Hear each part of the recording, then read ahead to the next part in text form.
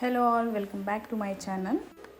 ఈరోజు మన ఛానల్లో నిల్వ ఉసిరికాయ పచ్చడి ఎలా చేయాలో చూసేద్దాం. ముందుగా ఉసిరికాయలను 2-3 సార్లు నీటితో బాగా శుభ్రంగా కడుక్కోవాలి.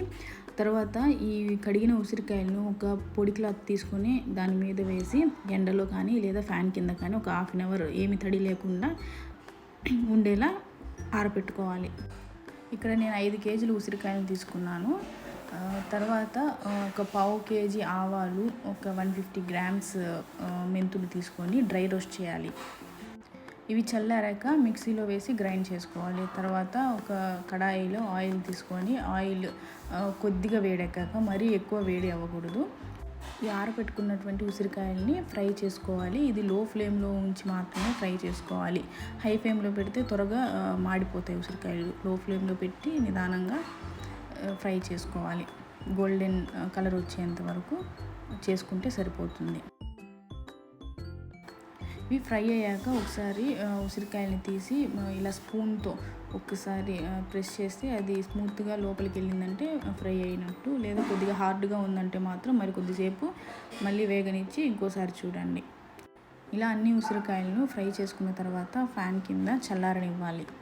ఇవి ఫ్రై అయ్యేలోపు చింతపండును నానబెట్టుకోవాలి. చింతపండును కేజీకి 150 గ్రామ్స్ చొప్పున, అంటే ఇక్కడ మనం 5 కేజీస్ తీసుకున్నాం కాబట్టి 750 గ్రామ్స్ చింతపండును తీసుకొని అది వాటర్లో నానబెట్టుకోవాలి. ఈ చింతపండు అంతా స్ట్రెయిన్ చేసి 15 మినిట్స్ లో ఫ్లేమ్లో బాగా ఉడకనివ్వాలి. తర్వాత ఒక కడాయిలో ఆయిల్ వేసి గార్లిక్ అండ్ ఎండుమిర్చిని ఫ్రై చేసి అందులో ఈ చింతపండును కూడా వేసి ఇంకొక 15 మినిట్స్ ఉడకనివ్వాలి. దాన్ని చల్లారనివ్వాలి. ఇప్పుడు ముందుగా చూపించాను కదా గిన్నె, అది కేజీ కొలత అనమాట. దాంతో 1 కేజీ కారం తీసుకున్నాము. తర్వాత 1/2 కేజీ సాల్ట్ తీసుకున్నాము. అలాగే ముందు మనం ఫ్రై చేసుకొని గ్రైండ్ చేసుకున్నాం కదా ఆవాలు అండ్ మెంతులు, దాన్ని కూడా 2 గ్లాసెస్ ఇందులో యాడ్ చేసి బాగా మిక్స్ చేయాలి.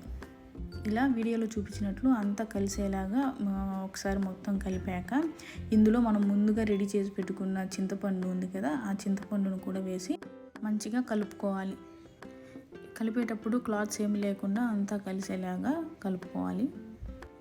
ఈ కారం ఉప్పు అంతా మంచిగా కలిసాక ఇప్పుడు మనం ఫ్రై చేసి పెట్టుకున్న ఉసిరికాయలు ఉన్నాయి కదా, అవి కూడా వేసి మళ్ళీ ఒకసారి మొత్తం కలపాలి. ఇలా పచ్చడి రెడీ అయ్యాక ఫైనల్గా ఒక 5-6 నిమ్మకాయలు తీసుకొని వాటి రసాన్ని పచ్చడి మీద యాడ్ చేస్తే పచ్చడి కలర్ మారకుండా ఉంటుంది. ఇలా రెడీ అయిన పచ్చడిని 3 డేస్ వరకు ఓపెన్ చేయకుండా పక్కన పెట్టుకోవాలి. 3 డేస్ తర్వాత ఒకసారి ఓపెన్ చేసి టేస్ట్ చూసి ఏదైనా ఉప్పు కారం కానీ తగ్గితే మళ్ళీ యాడ్ చేసుకొని పెట్టుకోవచ్చు. అంతే, పచ్చడి రెడీ.